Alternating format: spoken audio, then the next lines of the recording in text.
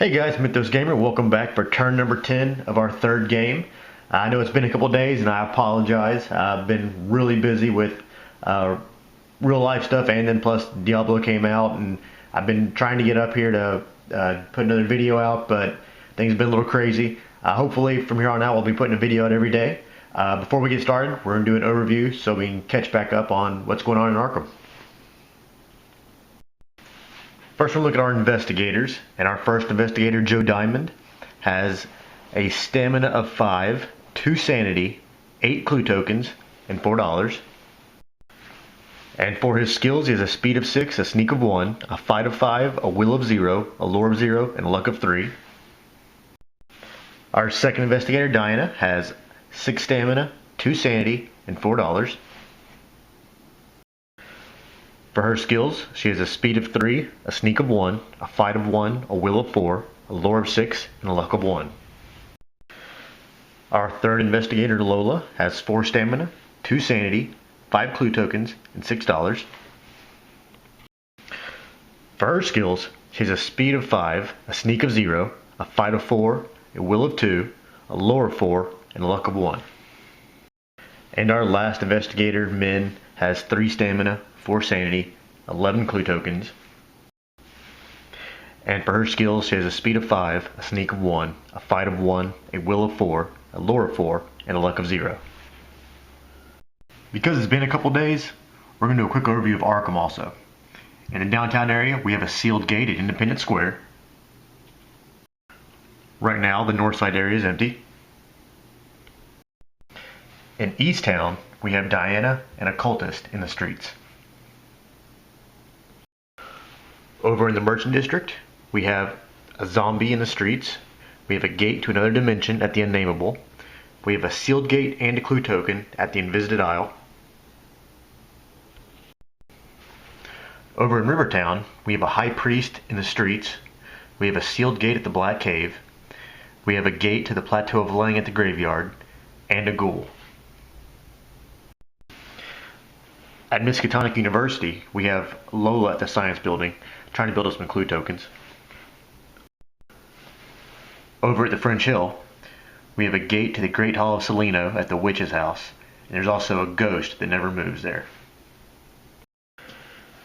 Over in Uptown, we have a gate to Yuggoth at the Woods, and there's a fire vampire there. And our final area, the South Side, has a dimensional shambler in the streets. I want to point out right now we have 1, 2, 3, 4, 5, 6, 7 monsters on the board. So if we don't get rid of some, and we have another monster surge, or any monster that comes into play for that matter, it's going directly to our outskirts. If our outskirts gets too full, then our terror level goes up, and that's what we've been trying to avoid this whole game. We also have the Mirages of Lakes environment card in play. When investigators move from one street to another, they may only move in the direction of the black arrows. Locations may be entered normally. Alright, that's it for our overview. This turn during our upkeep, we're not really going to do anything. All we're going to do is pass the first player marker from Joe Diamond to Diana. So we'll move directly into our movement phase. Diana is in the streets with the cultist.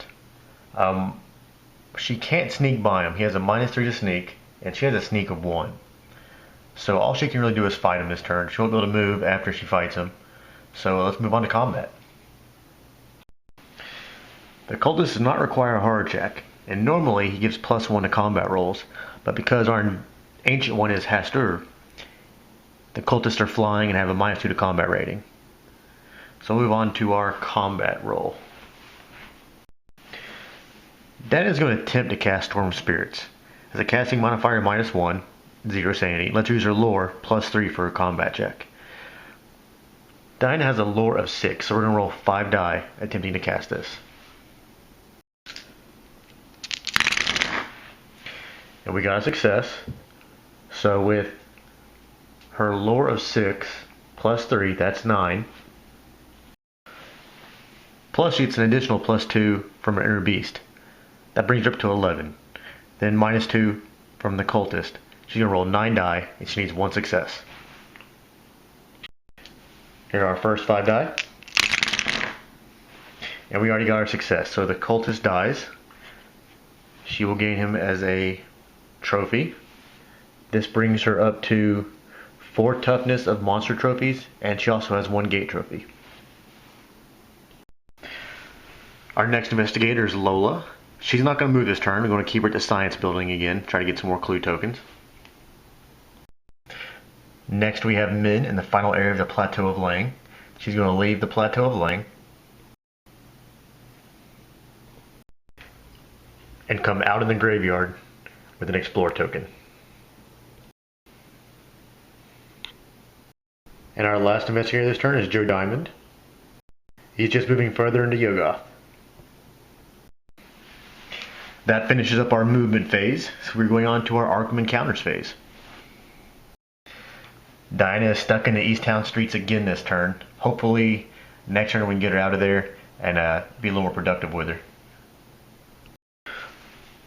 Lola's at the science building, so she's going to use the dissection ability. Instead of having an encounter here, you may spend 5 toughness worth of monster trophies or 1 gate trophy to gain 2 clue tokens. She has 5 toughness of monster trophies she's going to discard and gain 2 clue tokens. Additionally, she's going to exhaust her press pass to give her an additional clue token. This will bring her up to 8, exactly what we need to seal a gate. And our last investigator in Arkham is Min. She's at the graveyard with the Plateau of Lang and a ghoul, and she has the Explore token. That ghoul, she doesn't have to fight it this turn because she just came out of a gate, but next turn she will. And just in case she doesn't make it, we need to make sure that we seal this gate this turn. So first, let's attempt to close it. The Plateau of Lang has a -1 to close modifier. Min has a fight of 1 and a lore of 4. We're obviously going to use her lore, so -1, we're going to roll 3 die, attempting to close it.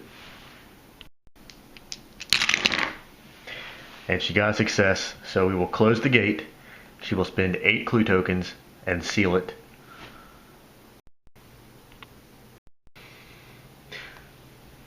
This is our 4th gate we've sealed. Min will gain the Plateau of Lang as a trophy. Normally we would remove any diamond monsters on the board, but unfortunately, out of the 6 that are up there, none of them are diamond. That's it for our Arkham Encounters phase. We sealed our 4th gate. We still have Joe Diamond in Yoggoth, so we're moving on to our Otherworld encounter phase. Yoggoth needs a blue or yellow Otherworld encounter card.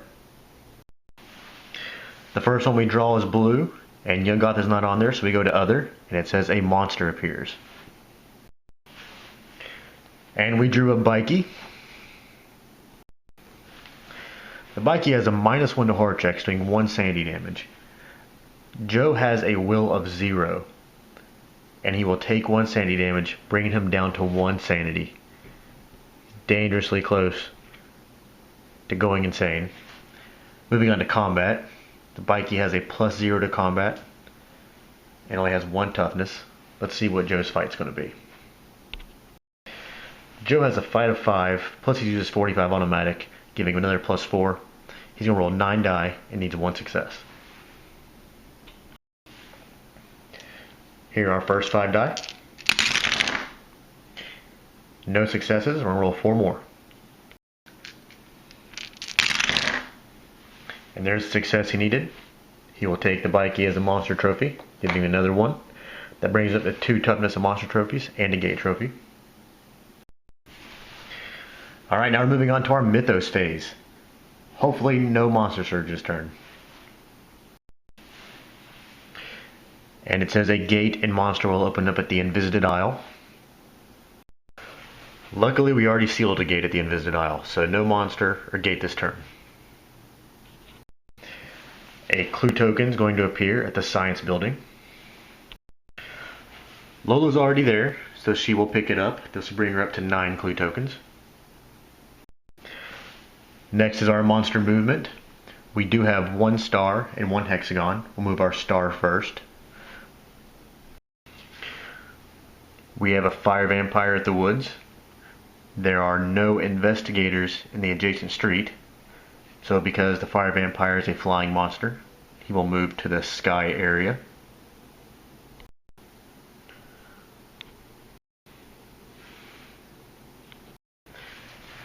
And our hexagon monster is the ghoul.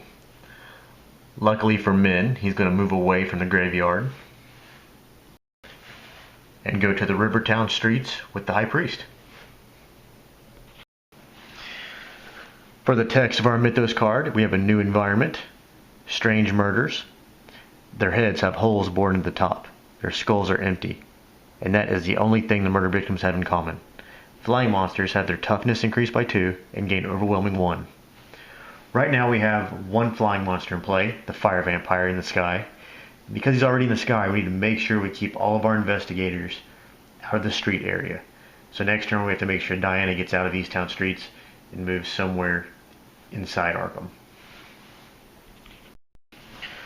Alright guys, that ends our turn. We had a pretty good turn. We sealed a gate. No new one opened up. We didn't add a Doom token. We didn't increase our terror track. We didn't add any monsters other than the one Joe Diamond had to kill. We still have 6 monsters on the board, so we gotta be a little careful. But it looks like to be a pretty close game. All it takes is one bad Mythos card to ruin it for us, but we have Joe on track to hopefully seal a gate next turn, and then we need to get another investigator into a gate so they can come out and close it 2 turns later. So we still have at least another 3 turns, best case scenario, before we can wrap this up, if we don't lose before then. Thanks for watching guys, and I'll see you guys next time.